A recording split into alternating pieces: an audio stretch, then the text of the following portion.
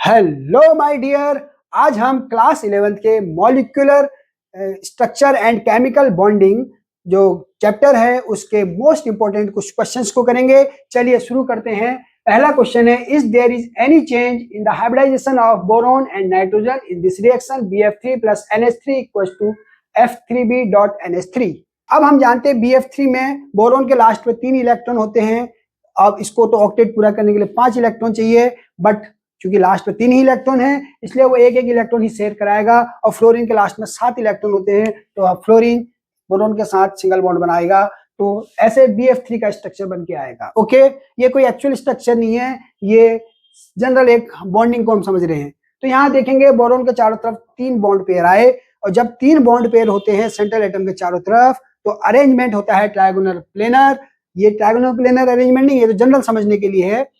तो जहां trigonal planar होता है हम जानते हैं वहां पर sp2 हाइब्रिडाइजेशन होता है। तो बोरोन का जो हाइब्रिडाइजेशन है इस स्ट्रक्चर में sp2 है। अब अमोनिया में चलते हैं। अमोनिया में 3 NH बॉन्ड हैं और नाइट्रोजन के सिर पर एक लोन पेयर है। आप जानते हैं कि नाइट्रोजन के पास 5 इलेक्ट्रॉन होते हैं, कमी 3 की, इसलिए वो 3 सिंगल बॉन्ड बना सकता है। तो 3 हाइड्रोजन के साथ वो एक सिंगल बॉन्ड बनाता है। क्लियर।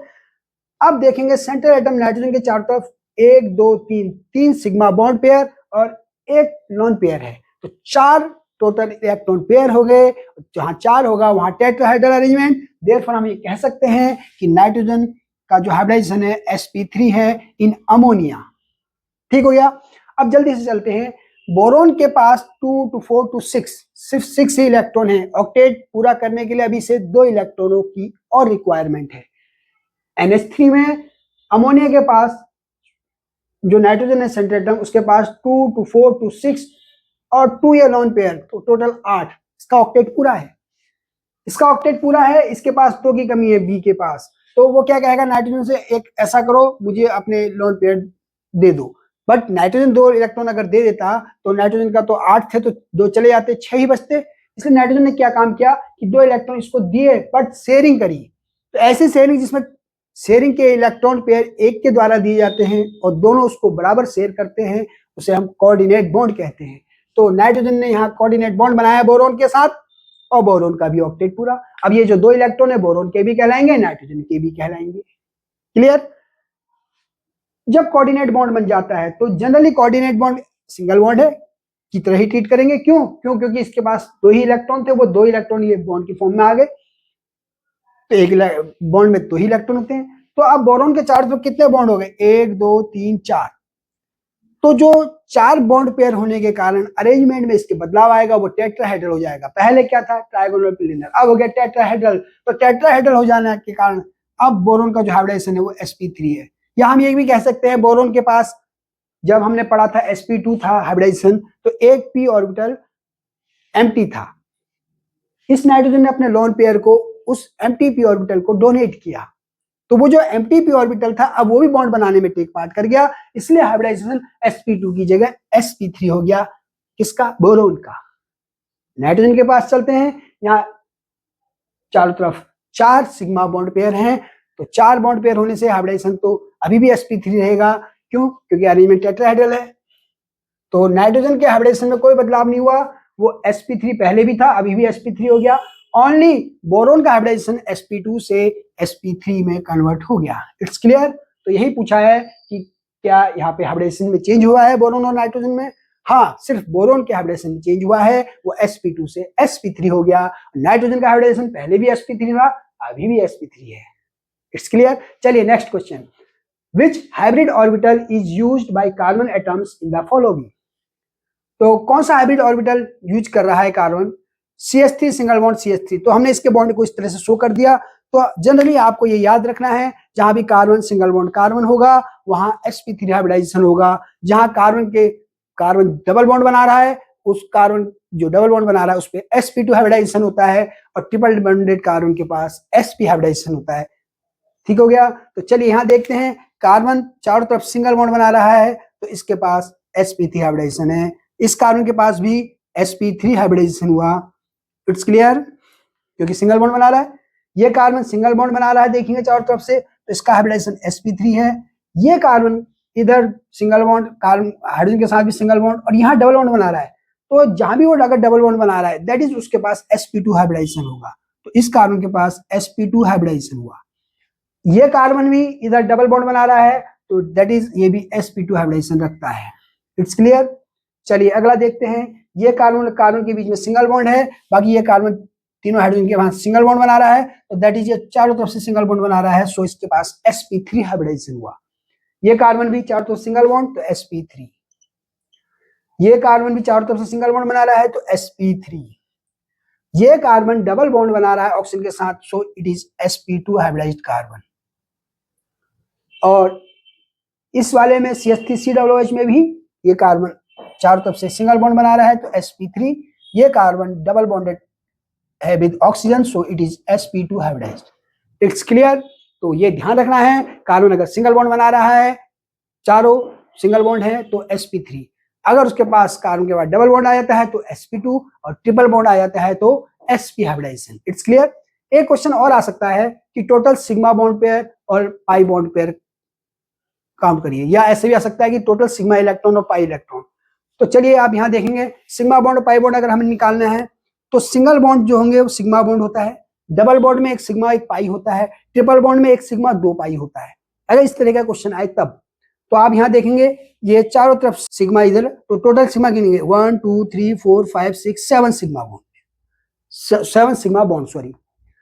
इधर आएंगे, इस कार्बन के पास 1 2 3 4 सिग्मा, 5 सिग्मा इधर, इसके पास एक सिग्मा और एक पाई, क्योंकि मैंने कहा था डबल बॉन्ड में एक सिग्मा एक पाई होता है, और इधर ये सिग्मा सिग्मा। तो टोटल फिर से काउंट करेंगे 1 2 3 4 5 6 7, 7 तो हो गए सिग्मा बॉन्ड और एक हो गया पाई बॉन्ड। ओके, नेक्स्ट इसमें भी ऐसे काउंट करेंगे 1 2 3 4 5 6 7 8 सिग्मा बॉन्ड, और यहाँ 1 2 3 4 5, क्योंकि डबल बॉन्ड में एक सिग्मा होता है और एक 6, तो 6 सिग्मा, और डबल बॉन्ड में एक होता है पाई, 1 पाई। यहां भी काउंट कर लेंगे 1 2 3 4 5 6 7 सिग्मा, और एक डबल बॉन्ड यहाँ पर है, तो इसका मतलब यहाँ पर एक पाई बॉन्ड भी है। It's clear.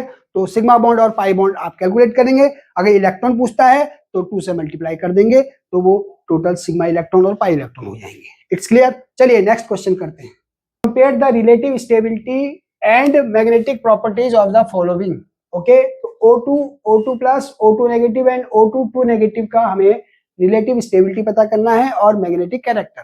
तो चलिए सबसे पहले हम क्या करेंगे, molecular orbital diagram for O2 बनाएंगे। तो हम जनरली जानते हैं O2 के लिए सिग्मा 1 है, सिग्मा स्टार 1 है, सिग्मा 2 है, सिग्मा स्टार 2 है, sigma 2pz pi 2px equal to pi 2py, फिर पाई स्टार 2px बराबर pi star 2py and sigma star 2pz। ये बढ़ते हुए क्रम में एनर्जी के हमने मॉलिक्यूलर ऑर्बिटल्स को लिखा O2 के लिए। अब O2 का जो एटॉमिक नंबर होता है हमें पता है 8 होता है, तो क्योंकि 2 ऑक्सीजन है तो 8 प्लस 8 कितने हो गए, 16 इलेक्ट्रॉन हो गए। ओके, अब हमें 16 इलेक्ट्रॉनों को 2 2 करके सब मॉलिक्यूलर ऑर्बिटल में बढ़ते हुए क्रम में रखना है, मतलब पहले सबसे लोअर एनर्जी का फिर हायर एनर्जी का। तो 2 इधर 2 4 2 6 2 8 2 10 2 12 2 14। अब 14 के बाद जो 2 बचे हैं वो चाहते तो मैं इस पर रख सकता था 2, तो 16 हो जाते, लेकिन नहीं, क्योंकि ये गलत हो जाएगा, एक एक करके इलेक्ट्रॉन को भरेंगे। तो यहाँ पे हम क्या करेंगे, जब सेम एनर्जी का हो जाता है तो एक एक, क्योंकि इन दोनों की एनर्जी सेम है इसलिए एक एक करके इलेक्ट्रॉन भरा जाएगा। It's clear to all.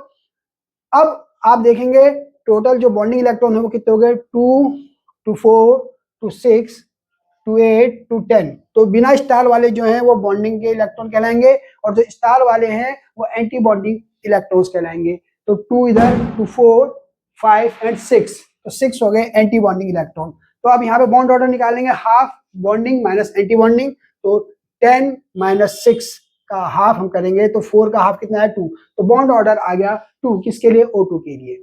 अब O2 प्लस के लिए हम क्या करेंगे, टोटल इलेक्ट्रॉन 16 थे, प्लस का मतलब एक इलेक्ट्रॉन चला गया, तो बचे कितने 15। तो हम क्या करेंगे 2 2 4 2 6 2 8 2 10 2 12 2 14। अब एक हमारे यहाँ आ जाएगा एंटी बॉन्डिंग पाई मॉलिक्यूलर ऑर्बिटल में। ओके, अब इसमें भी हम करेंगे, तो बॉन्डिंग इलेक्ट्रॉन तो उतना ही है 2 2 4 2 6 2 8 2 10, एंटी बॉन्डिंग एक कम हो गया, तो 6 थे 5 हो जाएंगे, देखेंगे 2 2 4 एंड 1 5। ओके, तो हाफ वही बॉन्ड ऑर्डर निकालेंगे, बॉन्डिंग माइनस एंटी बॉन्डिंग, तो जो बॉन्ड ऑर्डर आएगा इसका 2.5 आएगा। It's clear. तो O2 प्लस का बॉन्ड ऑर्डर आया 2.5 और O2 का जो बॉन्ड ऑर्डर था वो 2 था। It's clear to all. तो दिखाई दे रहा होगा आप लोगों को। नेक्स्ट O2 नेगेटिव के लिए करेंगे, तो हमें पता है O2 के पास टोटल 16 इलेक्ट्रॉन थे, अब O2 नेगेटिव है 1, तो इसका मतलब एक इलेक्ट्रॉन और आ गया, तो 17 हो गए। तो बिल्कुल जैसा ये भरा हुआ था उसी में हमने क्या करना है, 2 to 4 to 6 to 8 to 10 to 12 to 14 115 फिर 116। अब चूंकि एक इलेक्ट्रॉन और आ गया तो पेयरिंग कराएंगे अब हम यहाँ पर ये ऐसे। It's clear. तो ये 17 इलेक्ट्रॉन हमने रख दिए हैं, बिल्कुल वही बॉन्डिंग के इलेक्ट्रॉन उतने के ही उतने हैं 10, और एंटी बॉन्डिंग अब बढ़ गया है हमारे पास, पहले जितना था, पहले थे 6 तो अब एक बढ़ गया तो 7 हो गया। आप चाहे गिन लीजिएगा। तो अब हमारे पास बॉन्ड ऑर्डर आ गया 10 माइनस 7 का हाफ, तो कितना आया 3 का half 1.5। It's clear to all. तो बॉन्ड ऑर्डर यहाँ पे 1.5 आया O2 नेगेटिव का। अब O2 2 नेगेटिव के लिए जस्ट ऐसे ही हम करेंगे, O2 2 नेगेटिव हो गया, इसका मतलब 16 में 2 इलेक्ट्रॉन जुड़ गए, 18 हो गया, तो 18 हो जाएगा तो ये भी पेयर हो जाएगा। It's clear. तो यहाँ पे अब पेयरिंग हो जाएगी O2 2 नेगेटिव में। तो O2 2 नेगेटिव का जो ये लास्ट वाला मैं दिखा रहा हूं, बाकी तो सेम वैसा ही रहेगा, तो ये पेयर्ड हो जाएगा। ये इसलिए क्योंकि अभी मैग्नेटिक प्रॉपर्टी के बारे में बताना है, इसलिए थोड़ा सा मैं इसको शो कराता हूँ। तो आप देखेंगे कि O2 2 नेगेटिव का सारे के सारे ऑर्बिटल यहां से लेके यहां तक सब पेयर्ड हो जाएंगे O2 2 नेगेटिव में। तो बॉन्डिंग इलेक्ट्रॉन तो उतना ही रहा, इसका अगर बॉन्ड ऑर्डर लिख लूं, यही लिख देता हूं, bond order equal to half, bonding 10 ही रहेंगे। अब एक इलेक्ट्रॉन तो एंटी बॉन्डिंग में बढ़ गया ना, तो एंटी बॉन्डिंग में 7 थे, अब एक और बढ़ गया, कितना हो गया 8, तो कितना आया बॉन्ड ऑर्डर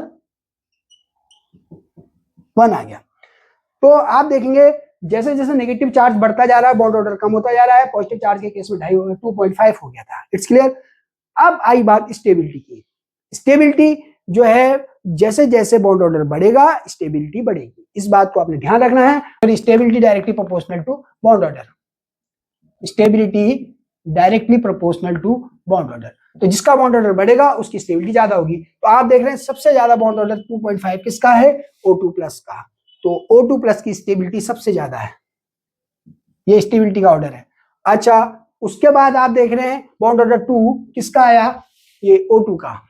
तो O2 का स्टेबिलिटी सेकंड नंबर पे आई।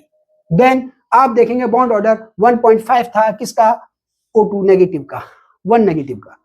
और O2 2 नेगेटिव का हमने बनाया नहीं था डायग्राम, खाली समझा दिया आपको जनरली। तो O2 2 नेगेटिव का बॉन्ड ऑर्डर 1 था, तो 1.5 बड़ा है, तो O2 1 नेगेटिव का ज्यादा है स्टेबिलिटी, और O2 2 नेगेटिव सबसे कम। तो स्टेबिलिटी का ऑर्डर क्या हुआ, O2 plus greater than O2, O2 greater than O2 negative, O2 negative greater than O2 2 negative. It's clear. तो ये रहा हमारा स्टेबिलिटी की बात। अब आई मैग्नेटिक प्रॉपर्टीज। अब मैग्नेटिक प्रॉपर्टीज के लिए आपको ध्यान रखना है कि जब सारे के सारे इलेक्ट्रॉन पेयर्ड होते हैं तब तो डायमैग्नेटिक होता है सब्सटेंस, और जब अनपेयर्ड होते हैं तो पैरामैग्नेटिक। तो चलिए समझते हैं। यहां देखेंगे तो ये तो पेयर्ड आ रहे और लास्ट वाले अनपेयर्ड हैं, तो इसके अनपेयर्ड होने के कारण O2 कैसा हुआ, पैरामैग्नेटिक। पैरामैग्नेटिक लिख लीजिएगा, O2 पैरामैग्नेटिक।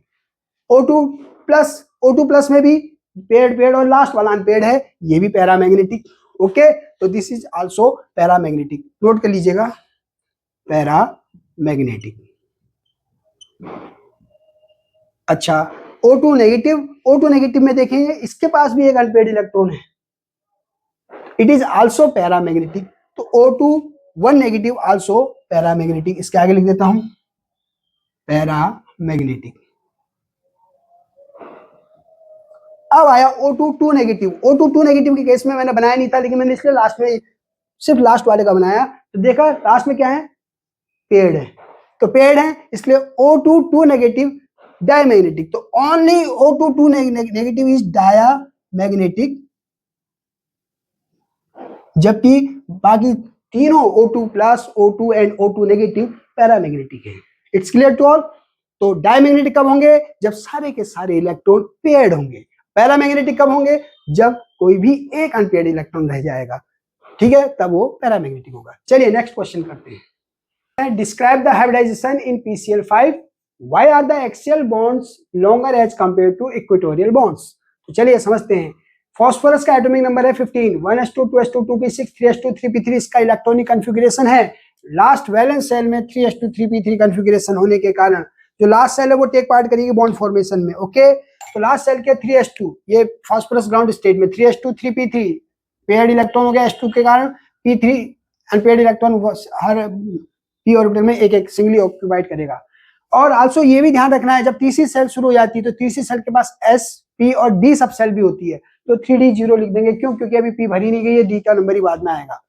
अब फास्फोरस जब भी कभी बॉन्ड बनाएगा तो टकराएगा तो क्या होगा, उसके इलेक्ट्रॉनों को एनर्जी मिलेगी। जब एनर्जी मिलेगी तो इलेक्ट्रॉन एक्साइटेड एनर्जी स्टेट में चला जाएगा। तो ये जो पेयर्ड इलेक्ट्रॉन था 3s का, वो इलेक्ट्रॉन जंप करके एम्प्टी d ऑर्बिटल में चला गया। तो अब आपके पास टोटल 5 अनपेयर्ड इलेक्ट्रॉन हो गए। तो फास्फोरस एक्साइटेड स्टेट में आप देखेंगे एक s ऑर्बिटल, 3 p ऑर्बिटल और एक d ऑर्बिटल में एक एक सिंगल इलेक्ट्रॉन है। तो अब ये जो ऑर्बिटल्स हैं सिंगली ऑक्यूपाइड, वो भी चाहेंगे पेयर्ड अप होना, क्योंकि इलेक्ट्रॉन क्या करता है, जब सिंगली ऑक्यूपाइड होगा तो पेयरिंग करता है। एक क्लॉकवाइज होगा तो दूसरा क्या करेगा, एंटी क्लॉकवाइज। तो अब ये पेयर्ड होंगे तभी स्टेबल होंगे। तो Cl का एटॉमिक नंबर 17 है, उसके लास्ट सेल में है 7 इलेक्ट्रॉन, और 7 इलेक्ट्रॉन है, उसको एक की कमी है, इस ऑर्बिटल को भी एक की कमी है। दोनों क्या करेंगे, एक एक की शेयरिंग करेंगे। लेकिन शेयरिंग करने से पहले ये ऑर्बिटल जो अनपेयर्ड इलेक्ट्रॉन रखते हैं ये आपस में इंटरमिक्स हो जाएंगे। इसे हम कहते हैं हाइब्रिडाइजेशन। इंटरमिक्स होकर वो अपनी एनर्जी को सेम करेंगे और सेम शेप में आ जाएंगे। अब जो डी ऑर्बिटल आप जानते हैं जो डबल डम्बेल शेप का था, आफ्टर हाइब्रिडाइजेशन वो जो होगा शेप में एस ऑर्बिटल के इक्विवेलेंट हो जाएगा, सिमिलरली पी ऑर्बिटल के भी इक्विवेलेंट हो जाएगा। ओके, तो ये ध्यान रखना है, हाइब्रिडाइजेशन में क्या होता है, सारे के सारे ऑर्बिटल इंटरमिक्स कर देते हैं और सेम एनर्जी के एंड सेम शेप के और नए ऑर्बिटल्स बनाते हैं। उतने ही नए बनेंगे। ओके, तो 5 ऑर्बिटल ओवरलैप करेंगे, 5 ही नए बनाएंगे। अब ये इलेक्ट्रॉन s के नाव के sp3d के हो जाएंगे, तो sp के इलेक्ट्रॉन भी यहाँ जाएंगे। देयरफॉर हम ये कह सकते हैं कि sp-d ऑर्बिटल खत्म हो जाएगा, उसकी जगह नए ऑर्बिटल आएंगे। इन्हें हम sp3d sp3d sp3d sp3d sp3d orbitals कहेंगे। It's clear.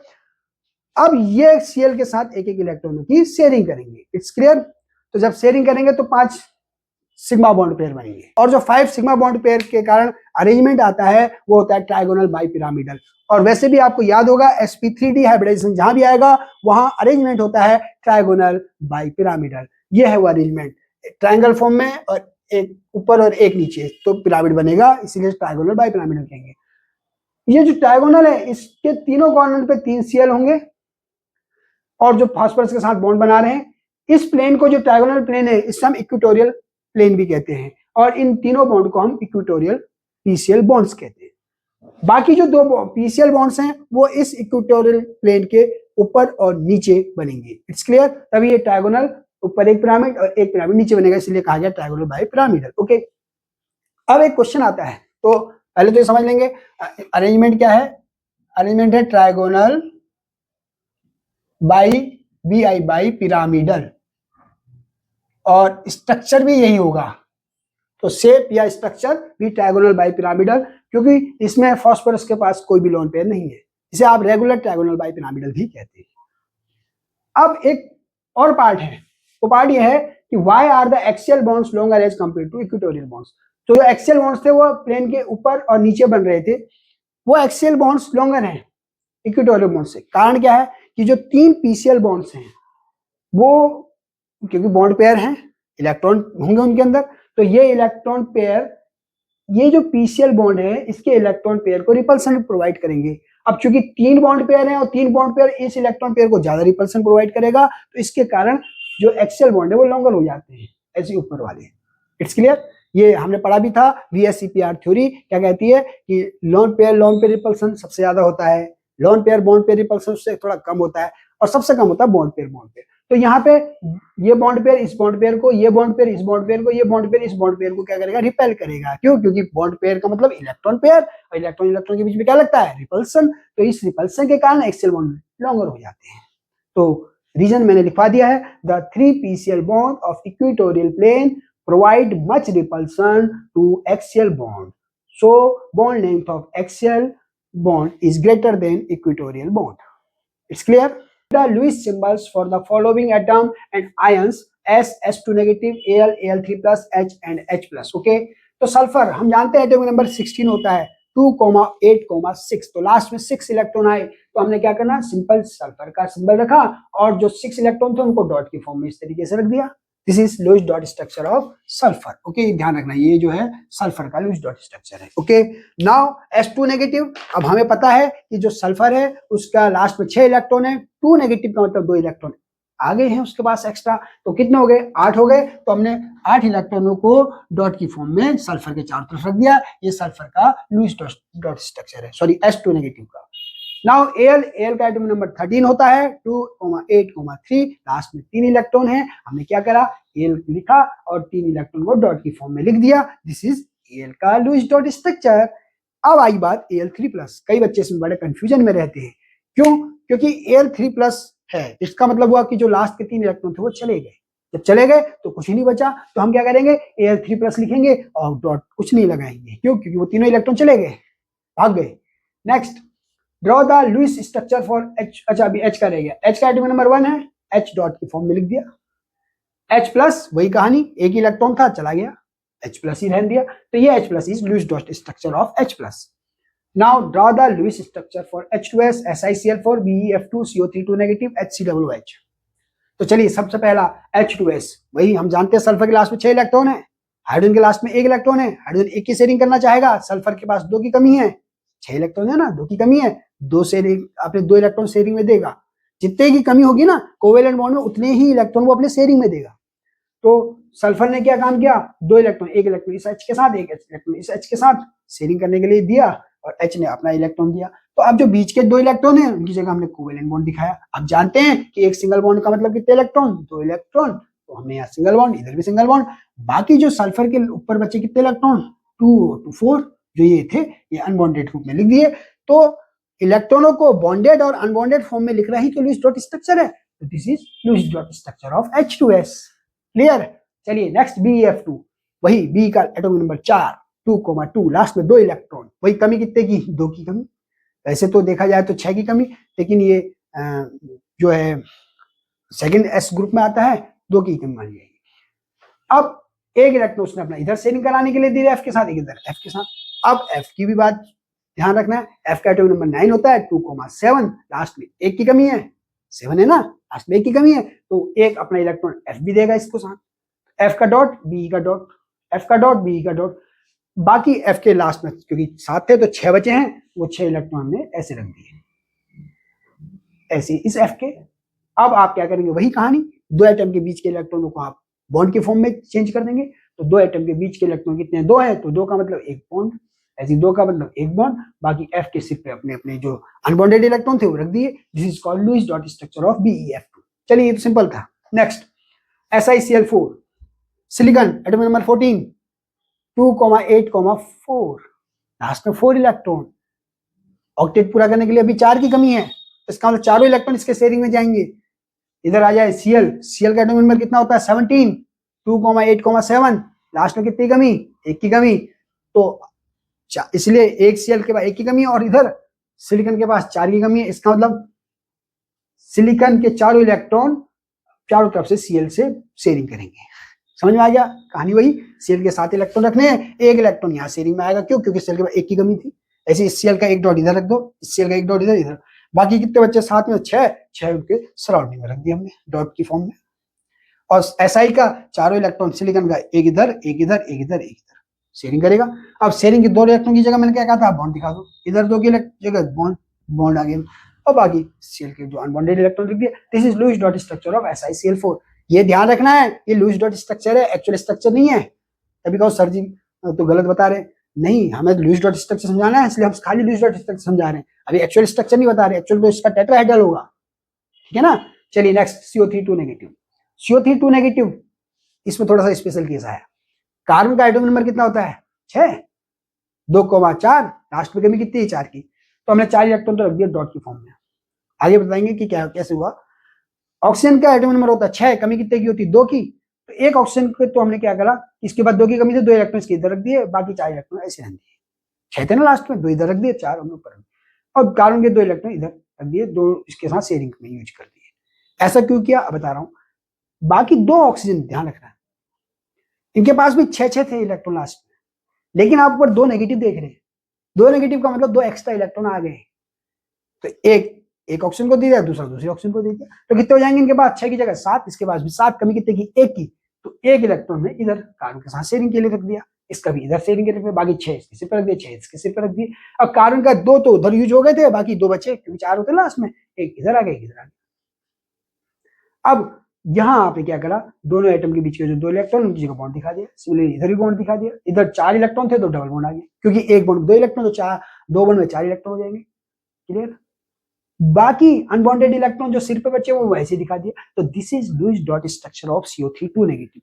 इसमें भी एक बात समझनी है, जो चार्ज होता है उसको बड़ा ब्रैकेट लगा के ऊपर 2 नेगेटिव लगा दिया, ये है लुईस डॉट स्ट्रक्चर।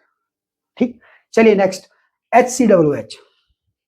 अभी ऑर्गेनिक केमिस्ट्री जब आप पढ़ेंगे तो आपको कार्बोक्साइल ग्रुप के बारे में पता लगेगा। COOH, COOH में एक C डबल बॉन्डेड O होता है, एक OH होता है।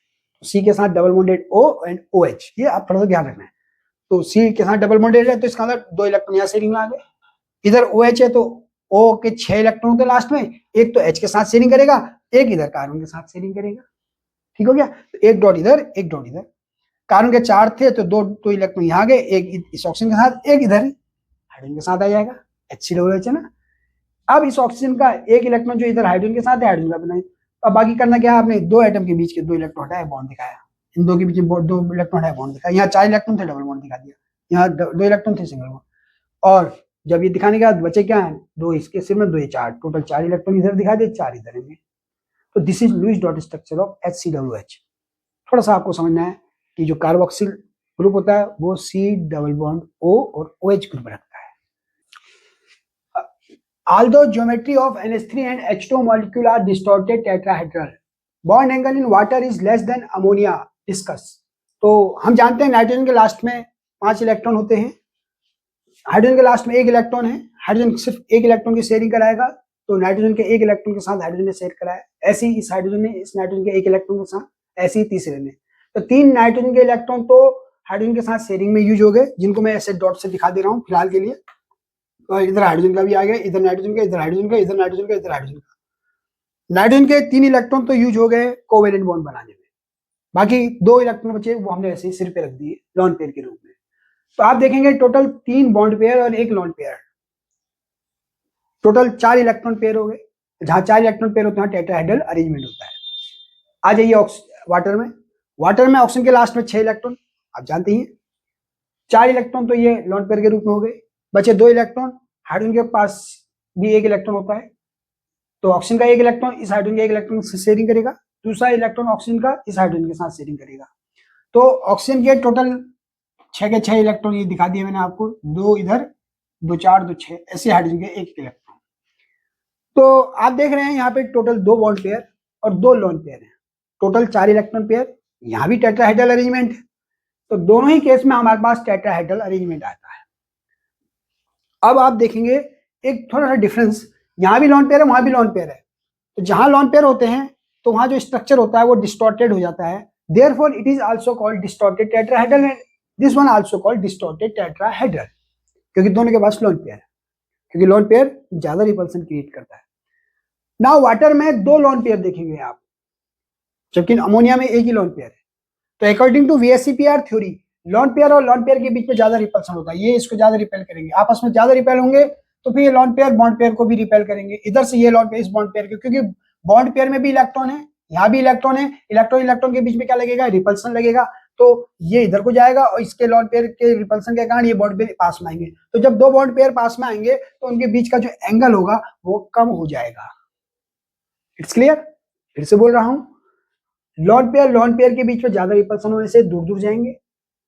ये लॉन पेयर और ये बॉन्ड पेयर में भी इलेक्ट्रॉन है ना 2, ये इलेक्ट्रॉन के बीच में भी रिपल्सन लगेगा, तो जब ये पास में आएगा बॉन्ड पेयर के तो बॉन्ड पेयर और इधर को जाएगा। ऐसे ये लॉन पेयर इस लॉन पेयर के रिपल्सन से इधर को झुकेगा, तो ये लॉन पेयर इस बॉन्ड पेयर को भी रिपेल करेगा, तो ये भी पास में आएगा। तो दोनों बॉन्ड पेयर जब पास में आएंगे तो उनका बॉन्ड एंगल कम हो जाएगा। तो बॉन्ड एंगल वाटर में लेस है देन अमोनिया। तो कारण क्या है वो मैंने लिखवा दिया, due to presence of 2 lone pair in H2O, जो अभी मैंने समझाया। According to VSEPR theory there is much repulsion between lone pair, सबसे ज्यादा रिपल्सन होता है लॉन पेयर के बीच में, then lone pair and bond pair. So bond angle in H2O is less than ammonia. समझ में आ गया, क्योंकि लोन पेयर में ज्यादा रिपल्सन होता है देन लोन पेयर और बॉन्ड पेयर। तो ये जब ज्यादा रिपेल करेंगे दूर जाएंगे तो ये फिर इसको रिपेल करेगा, ये पास में आएगा इधर को, ये भी दूर जाएगा क्योंकि इसके रिपल्सन से ये इधर कहीं पे आएगा, तो ये लोन पेयर इस बॉन्ड पेयर को रिपेल करेगा तो ये और इधर को आएगा, तो दोनों बॉन्ड पेयर पास में आने के कारण इनका बॉन्ड एंगल कम हो जाएगा। कॉज मैंने लिखवा दिया है, आप देख लीजिएगा एक बार। दूसरा क्वेश्चन है right the resonance structure of SO3 NO2 NO3 negative. चलिए इसे भी समझते हैं। सल्फर के लास्ट में 6 इलेक्ट्रॉन होते हैं, ऑक्सीजन के लास्ट में भी 6, तो टोटल 4 एटम हो गए, तो 6 × 4 = 24 इनके वैलेंस इलेक्ट्रॉन हो गए। लीस्ट एटम को बीच में और मोस्ट एटम को सराउंडिंग में, सल्फर को बीच में रखा, ऑक्सीजन को सराउंडिंग में रख दिया। ओके, अब आप क्या करेंगे कि सेंटर और सराउंडिंग के एटम के बीच में 2-2 इलेक्ट्रॉन रख देते हैं, तो 2 इधर रखे, 2 इधर रखे, 2 इधर रखे, तो टोटल कितने हो गए 6। तो हमने क्या करा, जो 2 इलेक्ट्रॉन थे उनकी जगह तो बॉन्ड दिखा दिया, तो सिंगल बॉन्ड यहाँ, सिंगल बॉन्ड यहाँ।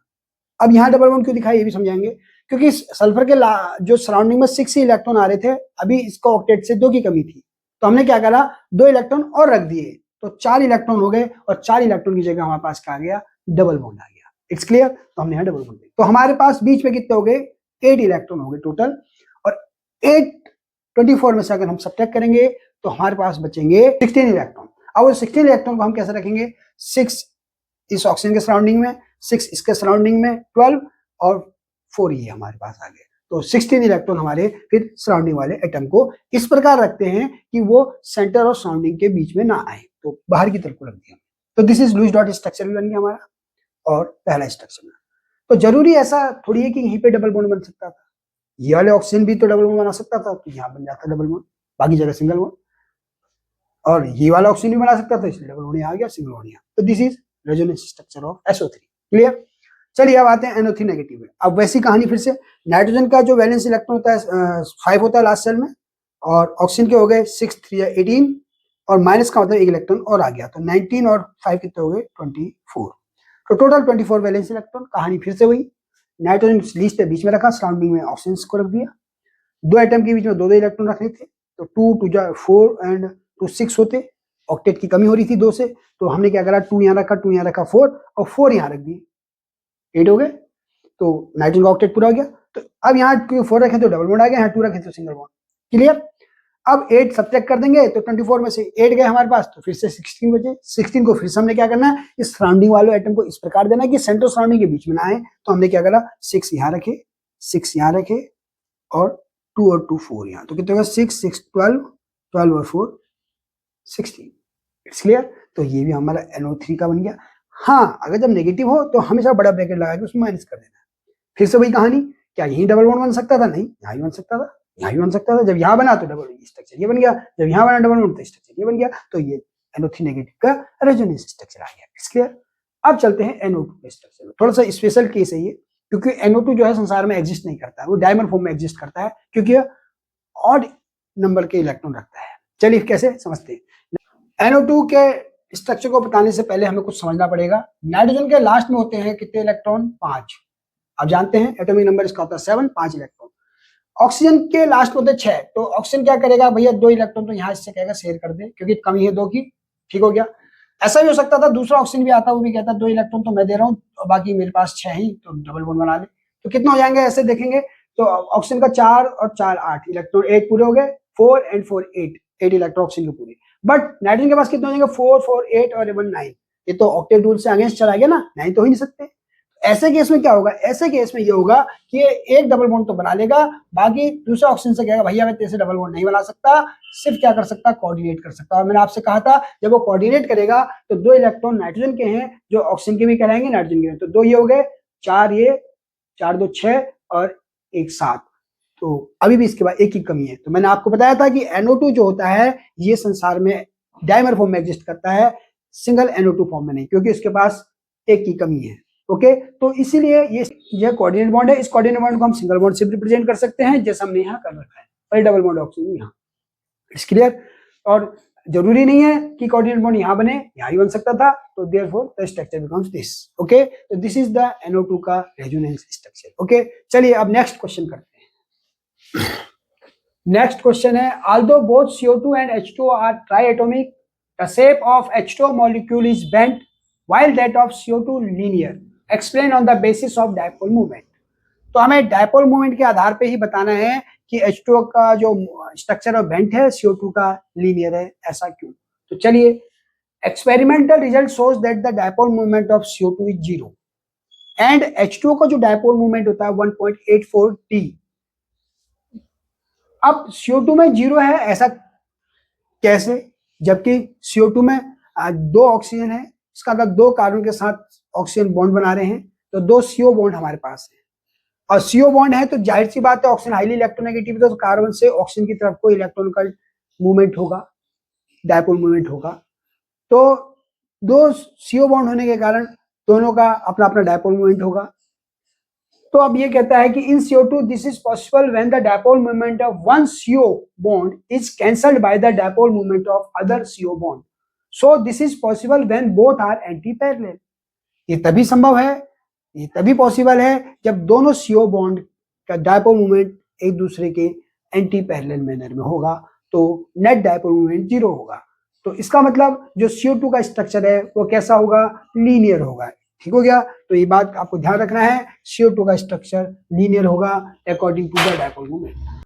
व्हाइल इन H2O जो डायपोल मूवमेंट है वो है 1.84 d, वो 0 नहीं है, इसका मतलब 2 OH बॉन्ड हैं, वो एक दूसरे के एंटी पैरेलल मैनर में नहीं है। अगर एंटी पैरेलल मैनर में होते तो 0 हो जाता डायपोल मूवमेंट। तो 180 डिग्री से वो जो एंगल है वो थोड़ा सा कम बनाते हैं, दैट इज वो बेंट स्ट्रक्चर बनाते हैं, जैसा वो यहाँ दिखाई गया है। तो OH बॉन्ड का डायपोल मूवमेंट O की तरफ होगा क्योंकि ऑक्सीजन इज हाईली इलेक्ट्रोनेगेटिव, दोनों का रिजल्टेंट जुड़ जाएगा। और लॉन पेयर का डायपोल मूवमेंट हमेशा लॉन पेयर के डायरेक्शन में ऊपर की तरफ को होता है, तो इन दोनों का डायपोल मूवमेंट भी जुड़ के ऊपर को हो जाएगा, तो नेट डायपोल मूवमेंट कुछ ना कुछ होगा। बट यहाँ CO2 के केस में कार्बन ने ऑक्सीजन की तरफ को डायपोल मूवमेंट हुआ, इधर C से इधर ऑक्सीजन की तरफ को डायपोल मूवमेंट हुआ, दोनों का नेट डायपोल मूवमेंट 0 हो जाएगा। यहाँ अनइक्वल मैनर में है, इसलिए यहाँ डायपोल मूवमेंट 0 नहीं है। It's clear. Which out of NH3 and NF3 has higher dipole moment? Okay, तो चलिए NH3, हम जानते हैं नाइट्रोजन के लास्ट में 5 इलेक्ट्रॉन होते हैं, 3 की कमी। हाइड्रोजन के पास 1 इलेक्ट्रॉन है, 1 की कमी।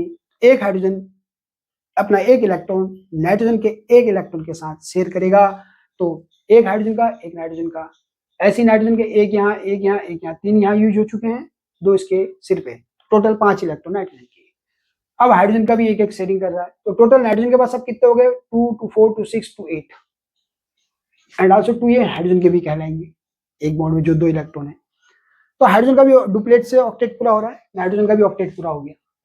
चलिए अब NF3 में आते हैं, कहानी वही है। नाइट्रोजन के पास 1 लोन पेयर है, यहाँ 3 बॉन्ड पेयर है। फ्लोरीन के लास्ट में 7 इलेक्ट्रॉन होते हैं, 1 की कमी होती है, तो वो भी जैसे हाइड्रोजन ने 1 इलेक्ट्रॉन शेयर करे थे नाइट्रोजन के साथ, ऐसी फ्लोरीन भी करेगा। स्ट्रक्चर सेम है, अरेंजमेंट भी सेम आया, क्या है, 3 बॉन्ड पेयर 1 लोन पेयर, 4 हो गए, टेट्राहेड्रल अरेंजमेंट। लेकिन लोन पेयर के कारण ये distorted tetrahedral, this is also distorted tetrahedral. It's clear. अब आता है डायपोल मूवमेंट। हम जानते हैं हाईली इलेक्ट्रोनेगेटिव कौन है, नाइट्रोजन और हाइड्रोजन में। तो नाइट्रोजन हाईली इलेक्ट्रोनेगेटिव होता है, शेयरिंग के इलेक्ट्रॉन खींचेगा, ऐसे इधर। तो डायपोल मूवमेंट किसके डायरेक्शन में है, नाइट्रोजन के। तो तीनों NH बॉन्ड का जो रिजल्टेंट डायपोल मूवमेंट है वो अपवर्ड डायरेक्शन में आ गया, और जो लॉन पेयर का डायपोल मूवमेंट होता है हमेशा लॉन पेयर के डायरेक्शन में अपवर्ड रहता है। तो तीनों रिजल्टेंट NH बॉन्ड का जो डायपोल मूवमेंट है वो लॉन पेयर के डायपोल मूवमेंट के पैरेलल है, तो यहाँ जो दोनों के डायपोल मूवमेंट है जुड़ जाएंगे, तो यहाँ डायपोल मूवमेंट थोड़ा बढ़ जाएगा। अब NF3 में देखते हैं, fluorine is highly electronegative than nitrogen, तो शेयरिंग के इलेक्ट्रॉन फ्लोरीन खींचेगा। हम जानते हैं तो डायपोल मूवमेंट किसके डायरेक्शन में आया, फ्लोरीन की तरफ, इधर भी फ्लोरीन की तरफ, इधर ये NF बॉन्ड के।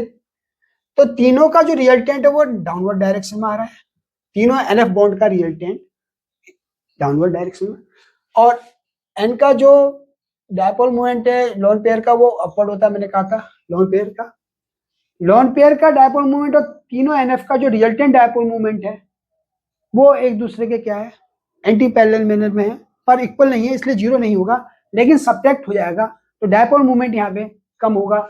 और यहाँ दोनों का डायपोल मूवमेंट जुड़ रहा है, तीनों NH बॉन्ड का जो रिजल्टेंट डायपोल मूवमेंट है और लॉन पेयर का जो डायपोल मूवमेंट है, तो वो आपस में जुड़ रहा है। तो therefore the dipole movement of NH3 is greater than dipole movement of NF3। Okay, तो आप ये भी कह सकते हैं, ये क्या चीज था, ये था resultant dipole movement of 3 NH bond, जो किसके पैरेलल है, parallel to dipole moment of lone pair. और यहाँ क्या है, जो रिजल्टेंट डायपोल मोमेंट है, resultant dipole moment of 3 NF bond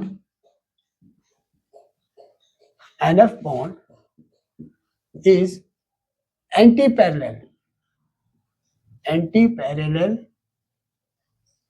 to the dipole moment of lone pair। तो देयरफॉर हम ये कह सकते हैं कि यहाँ पे जो डायपोल मोमेंट है वो थोड़ा सा डिक्रीज हो जाएगा। इन दोनों का जो रिजल्टेंट आएगा ना, लोन पेयर का और 3 NF बॉन्ड के रिजल्टेंट का जो डायपोल मोमेंट है, इन दोनों का डायपोल मोमेंट सब्ट्रैक्ट हो जाएगा, इसलिए यहाँ कम हो जाएगा और यहाँ दोनों पैरेलल है, जो जाएगा बढ़ जाएगा। क्लियर? चलिए next question, describe the change in hybridisation of aluminium atom in this reaction AlCl3 plus Cl negative equals to AlCl4 negative. अब आप यहाँ क्या करेंगे, AlCl3 का पहले स्ट्रक्चर बनाएंगे। आप जानते हैं एल्यूमिनियम के लास्ट में 3 इलेक्ट्रॉन होते हैं, कमी तो 5 की है लेकिन शेयरिंग मैक्सिमम 3 की ही करेगा, क्यों? क्योंकि उसका 3 इलेक्ट्रॉन है। तो Cl के साथ उसने एक इलेक्ट्रॉन, 3 Cl थे तो एक इलेक्ट्रॉन कर लिया। Cl के लास्ट में भी 7 होते हैं, एक की कमी है। तो AlCl3 का स्ट्रक्चर है, 3 बॉन्ड पेयर है। जब 3 बॉन्ड पेयर होते हैं तो ट्रायगोनल प्लेनर अरेंजमेंट होता है, और जहां ट्रायगोनल प्लेनर अरेंजमेंट होता है वहां सेंट्रल एटम का sp2 हाइब्रिडाइजेशन होता है, ध्यान रखना है। अब Cl नेगेटिव आया रिएक्शन करने। आप जानते हैं Cl के लास्ट में 7 इलेक्ट्रॉन होते हैं, एक नेगेटिव आया तो इसका मतलब 8 हो गए, तो ऑक्टेट तो इसका पूरा है। Al के पास आया, Al के पास देखेंगे 2 2 4 2 6, कमी कितने की? 2 की। तो Al कहता है भाई मेरे पास 2 की कमी। Cl कहता है चल एक काम कर, मेरा तो ऑक्टेट पूरा है, 2 इलेक्ट्रॉन मैं तेरे को देता हूं, लेकिन शेयरिंग दोनों बराबर की करेंगे। कौन सा बॉन्ड? कोऑर्डिनेट। देखिए कोऑर्डिनेट बॉन्ड बनाया। अब कोऑर्डिनेट बॉन्ड बनाने के कारण 4 बॉन्ड हो गए। जब 4 बॉन्ड हो जाए तो टेट्राहेड्रल अरेंजमेंट होता है। जब टेट्राहेड्रल अरेंजमेंट होता है तो आप जानते हैं हाइब्रिडाइजेशन क्या होता है यहाँ पर, sp3। तो एल्यूमिनियम का हाइब्रिडाइजेशन sp3 हो गया AlCl4 नेगेटिव में। इसी स्ट्रक्चर को मैंने आपसे कहा भी था, इससे पहले भी समझाया मैंने, जब भी एरो वाला बॉन्ड हो उसको हम सिंगल बॉन्ड से भी लिख सकते हैं। It's clear? तो ये है AlCl4 नेगेटिव का स्ट्रक्चर, जिसमें AlCl4 में Al की हाइब्रिडेशन स्टेट sp3 है और AlCl3 में Al की sp2 है। It's clear? The last question is, what is meant by the term bond order? Calculate bond order of N2, O2, O2 plus and O2 negative। तो क्या होता है bond order का अर्थ, और bond order O2, N2, O2 plus और O2 negative का निकालना है। चलिए, bond order is defined as 1/2 the difference between the number of electrons present in the bonding and anti bonding molecular orbitals. सीधी सी बात कि टोटल बॉन्डिंग इलेक्ट्रॉन में से एंटी बॉन्डिंग इलेक्ट्रॉन को सब्ट्रैक्ट कर दो, उसका हाफ कर देंगे तो हमारा बॉन्ड ऑर्डर कहलाएगा। ठीक हो गया? तो इसका फॉर्मूला ये है, bond order equals to half number of bonding minus number of total number of anti bonding electron. ठीक है? तो मतलब टोटल बॉन्डिंग इलेक्ट्रॉन में से total anti bonding electron subtract कर देंगे और डिवाइड बाई 2 कर देंगे तो बॉन्ड ऑर्डर हो जाएगा। It's clear? अच्छा, अब N2 का बॉन्ड ऑर्डर निकालना है। बॉन्ड ऑर्डर निकालना है तो N2 के जो मॉलिक्यूलर ऑर्बिटल्स होते हैं वो हम इस तरह से अरेंज करेंगे इंक्रीजिंग ऑर्डर एनर्जी के क्रम में। तो सिग्मा 1s, फिर sigma star 1s, sigma 2s, sigma star 2s, then pi 2px equals to pi 2py, उसके बाद sigma 2pz, then pi star 2px equals to pi star 2py, at last sigma star 2pz। ये molecular orbitals हैं nitrogen के जो हमने बढ़ते हुए energy क्रम में रखे हैं। अब यहाँ ये याद रखना है कि पाई 2px equal to pi 2py जो है सिग्मा स्टार 2s से थोड़ा सा ऊपर एनर्जी लेवल में, लेकिन सिग्मा 2pz से नीचे है। किस केस में? Nitrogen, only for nitrogen case में। ऑक्सीजन के केस में क्या आएगा? Sigma 1s, sigma star 1s, sigma 2s, sigma star 2s, then sigma 2pz। यहाँ देखिए चेंज आ गया। तो ऑक्सीजन के लिए सिग्मा 2pz पहले है और नाइट्रोजन के लिए पाई 2px equals to pi 2py ये सिग्मा 2pz से पहले है, मतलब लो एनर्जी में, देन सिग्मा 2pz से। ओके? तो अब जब हम नाइट्रोजन के अगर हम बॉन्ड ऑर्डर निकालना है तो पहले हम क्या करते हैं, नाइट्रोजन का एटॉमिक नंबर कितना होता है? 7। अब चूंकि 2 नाइट्रोजन है तो 7 + 7 टोटल हो गए 14। तो 14 टोटल इलेक्ट्रॉन्स हो जाएंगे नाइट्रोजन के पास। अब इन 14 इलेक्ट्रॉन्स को हम कैसे रखेंगे? 2 2 4 2 6 2 8 2 10 2 12 2 14, मतलब 2 करके हम भरते हैं। 2 इलेक्ट्रॉन्स रख देंगे, जैसे 2 2 4 2 6 2 8 to 10 to 12 to 14। अब हम इसका बॉन्ड ऑर्डर निकालना है, तो बॉन्ड ऑर्डर का फॉर्मूला तो वही आपको भी जो मैंने बताया था, हाफ टोटल बॉन्डिंग इलेक्ट्रॉन। तो बॉन्डिंग इलेक्ट्रॉन कितने हैं बिना स्टार वाले गिनेंगे, 2 to 4 to 6 to 8 to 10, minus anti bonding electrons कितने हैं, वो स्टार वाले हुए 2 to 4। ओके, तो 10 माइनस 4 6 का हाफ हो गया हमारा 3। तो बॉन्ड ऑर्डर नाइट्रोजन का आ गया 3। तो N2 के केस में बॉन्ड ऑर्डर इक्वल्स टू 3। अब आते हैं O2 के लिए। O2 का जो बॉन्ड ऑर्डर निकालना है, तो हम O2 के टोटल इलेक्ट्रॉन काउंट करेंगे। एटम नंबर 8 होता है, तो इसका मतलब इसके पास 8 इलेक्ट्रॉन है, तो 2 O हैं, तो टोटल 16 हो गए। 2 to 4 to 6 to 8 to 10 to 12 to 14। अब जो 16 है हमारे पास, 2 बचे ना, तो वो क्या करेंगे, क्योंकि दोनों एनर्जी लेवल में सेम है, तो एक एक करके रखते हैं। ओके, तो अब हम बॉन्ड ऑर्डर निकालेंगे O2 का, तो वही 2 to 4 to 6 to 8 to 10, ये हो गए टोटल बॉन्डिंग इलेक्ट्रॉन्स। तो bond order equals to half total bonding 10 minus, अब एंटी बॉन्डिंग जो स्टार वाले वो गिनेंगे 2 to 4 5 and 6। तो 10 माइनस 6 कितना हो गया हमारा 4, तो 4 डिवाइड बाई 2 इक्वल्स टू 2। तो O2 के बॉन्ड ऑर्डर आ गया 2। It's clear to all. अब O2 प्लस और O2 नेगेटिव की बात, तो इससे पहले हम O2 प्लस का पढ़ेंगे। तो टोटल हमारे पास O2 में जो इलेक्ट्रॉन थे कितने थे, 16 थे। उसमें प्लस का मतलब ये हो गया कि एक इलेक्ट्रॉन कम हो गए, तो 15 इलेक्ट्रॉन हो जाएंगे। तो हम 15 का बनाएंगे, तब O2 प्लस के लिए यहाँ पे पाई स्टार 2px में एक इलेक्ट्रॉन होगा और पाई स्टार 2py में कोई इलेक्ट्रॉन नहीं होगा। क्लियर। तो अब इसमें हम बॉन्ड ऑर्डर निकालेंगे कैसे, तो बाकी तो सब सेम रहेगा। तो बॉन्डिंग में 2 to 4 to 6 to 8 to 10, तो बॉन्ड ऑर्डर निकाल लेंगे हम O2 प्लस का हाफ 10 माइनस, अब एंटी बॉन्डिंग में से एक इलेक्ट्रॉन कम हो गया, तो 5, तो कितना आएगा 2.5 आ गया। क्यों, तो 10 माइनस 5 हो गया 5 डिवाइड बाई 2 इक्वल्स 2.5। तो ये O2 प्लस का हो गया। अब आ जाते हैं O2 नेगेटिव के लिए। तो O2 नेगेटिव के लिए हम जानते हैं O2 में टोटल इलेक्ट्रॉन हो गए 16, 8 प्लस 8, अब माइनस आया, इसका मतलब एक इलेक्ट्रॉन एक्स्ट्रा आ गया। जब एक इलेक्ट्रॉन एक्स्ट्रा आ जाएगा तो हो जाएंगे 17। It's clear. तो जब 17 हो जाएंगे तो ये हमारे 16 बने हुए थे O2 में, तो एक इलेक्ट्रॉन यहाँ पेयरिंग कराएगा।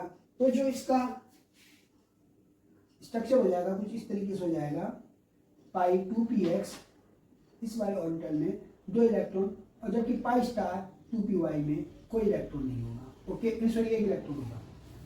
तो अब हमारे पास इसका बॉन्ड ऑर्डर निकालना है O2 नेगेटिव का। तो bond order equals to half, bonding electrons कितने हैं, तो बॉन्डिंग तो उतने ही रहेंगे जो पहले भरे हुए थे, बिल्कुल सेम जैसा O2 का भरा हुआ है, तो बॉन्डिंग 10 रहेंगे। अब जो एक इलेक्ट्रॉन बड़ा था वो कहाँ बढ़ गया था, एंटी बॉन्डिंग में। तो एंटी बॉन्डिंग में हमारे पास 2 और 1, तो सॉरी यहाँ एंटी बॉन्डिंग में 6 इलेक्ट्रॉन थे टोटल, तो अब यहाँ पे एक बढ़ जाएगा, तो कितने हो गए 7, तो 10 माइनस 7, तो 10 माइनस 7 अगर 3 का डिवाइड बाई 2 किया तो हमारे पास आंसर आया 1.5। It's clear to all. फिर से समझा देता हूँ, O2 के स्ट्रक्चर में यहाँ पे एंटी बॉन्डिंग में एक इलेक्ट्रॉन था, टोटल 16 इलेक्ट्रॉन थे। O2 नेगेटिव हुआ तो एक इलेक्ट्रॉन और आ गया, तो 17 हो गए। तो 17 हो गए तो एक इलेक्ट्रॉन हम इसमें भरेंगे, तो ये पेयर हो जाएगा 2 और ये 1। बाकी तो सेम वैसे ही रहेगा जैसा O2 का है। तो ये O2 नेगेटिव के लिए आ गया। बॉन्डिंग इलेक्ट्रॉन क्योंकि उतने ही है, जो इलेक्ट्रॉन बड़ा था वो एंटी बॉन्डिंग पाई मॉलिक्यूलर ऑर्बिटल में आया था, तो बॉन्डिंग तो ही नहीं है। और एंटी बॉन्डिंग क्योंकि एक बढ़ के यहाँ आया है, तो एक बढ़ जाएगा, तो 6 थे यहाँ पर, यहाँ 7 हो जाएंगे। ओके, 10 माइनस 7 हुआ 3, और 3 डिवाइड बाई 2 हुआ 1.5। तो इस हिसाब से देखेंगे तो सबसे ज्यादा जो बॉन्ड ऑर्डर आया नाइट्रोजन का है। कितना है इसका बॉन्ड ऑर्डर, 3 सॉरी। तो नाइट्रोजन का बॉन्ड ऑर्डर हुआ 3। देन O2 का जो बॉन्ड ऑर्डर आया वो कितना आया, 2 आया। O2 प्लस का कितना आया 2.5, और O2 नेगेटिव का आया 1.5। Thank you.